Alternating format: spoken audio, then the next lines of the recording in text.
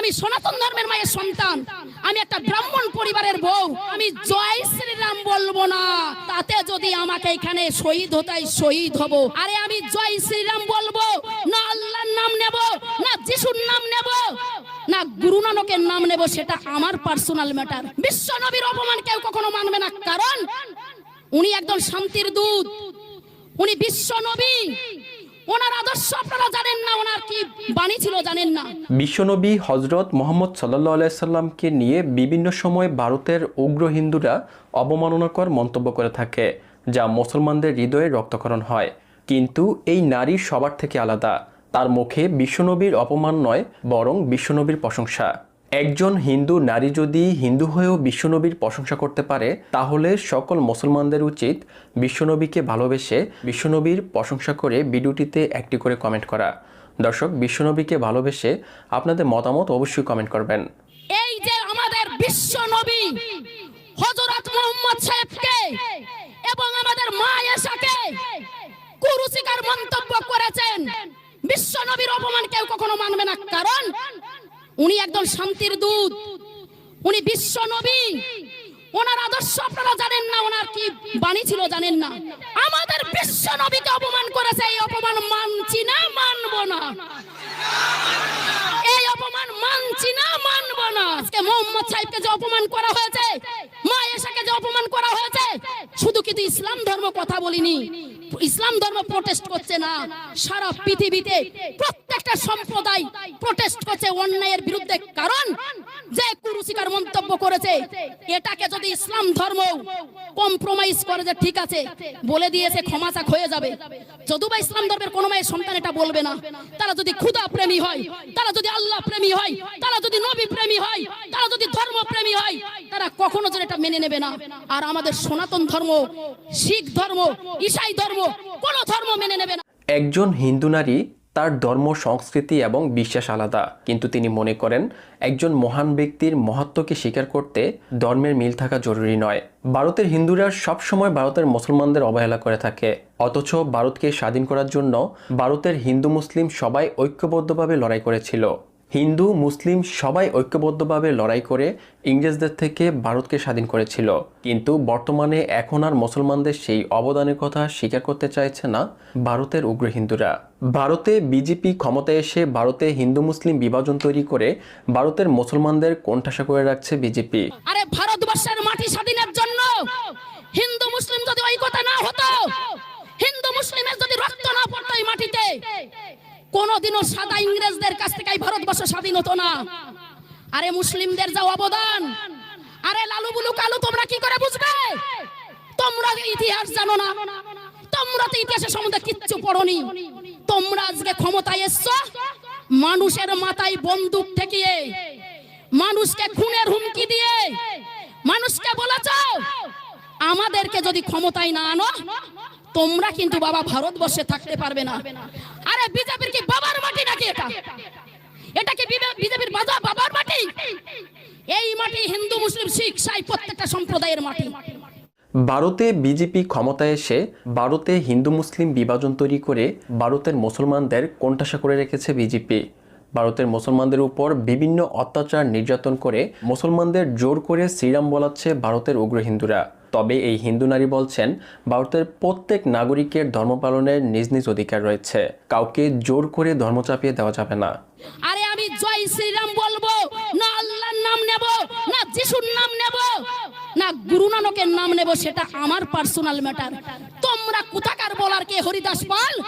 হিন্দু মুসলিম বিভেদ করে লাভ নেই, মন্দির মসজিদ বিভেদ করে লাভ নেই, সমাজে কে কাকে ডাকবে সেইটা বলে লাভ নেই, কে কে ধর্মকে কোন ধর্মে মানবে সেটা বলে লাভ নেই।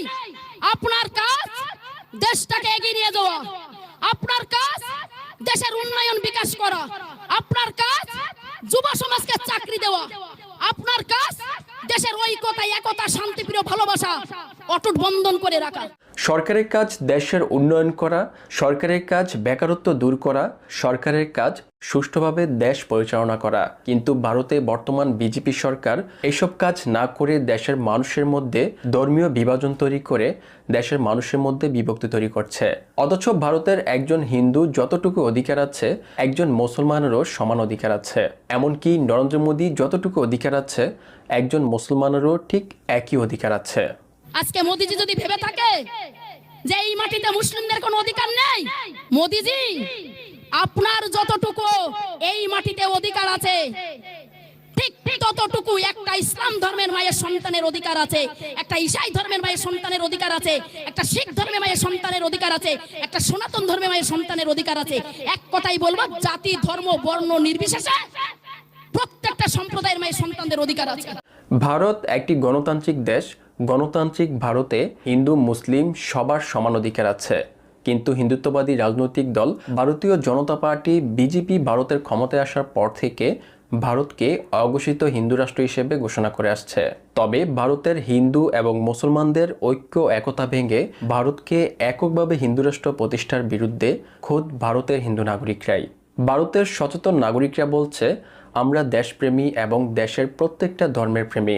আমরা আরএসএস এবং বিজেপির দালাল নই। আমরা কিন্তু আরএসএস আর বিজেপির দালাল নই। আমরা মাটি প্রেমী, আমরা দেশপ্রেমী, আমরা প্রত্যেকটা ধর্মপ্রেমী।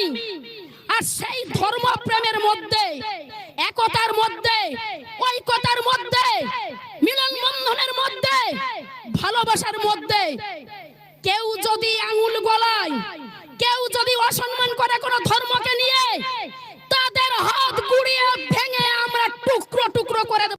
140 কোটি জনসংখ্যার দেশ ভারতে সকল ধর্মের মানুষের ধর্ম পালনের সমান অধিকার রয়েছে।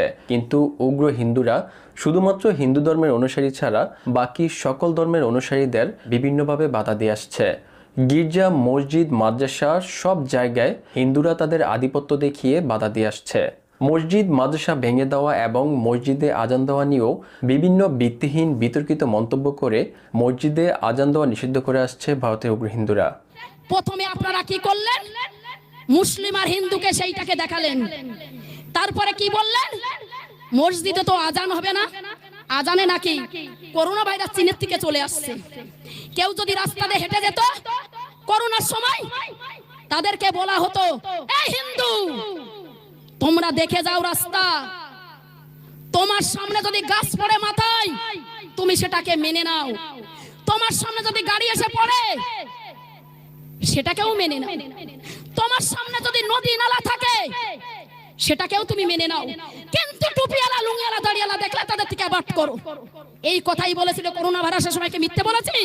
ভারতে একজন হিন্দু যদি মাথা উঁচু করে চলতে পারে তাহলে একজন মুসলমানও একইভাবে মাথা উঁচু করে চলার অধিকার আছে। অথচ ভারতের মুসলমানরা মাথা উঁচু করে চলাচল করবে তো দূরের কথা, মুসলমানরা লুকিয়ে থাকলেও তাদের খুঁজে খুঁজে বের করে নির্যাতন করছে ভারতের উগ্র হিন্দুরা। তবে সব হিন্দুরা এক নয়, কিছু কিছু হিন্দুরা মুসলমানদের পাশে দাঁড়িয়ে উগ্র হিন্দুদের বিরুদ্ধে প্রতিবাদ করছে।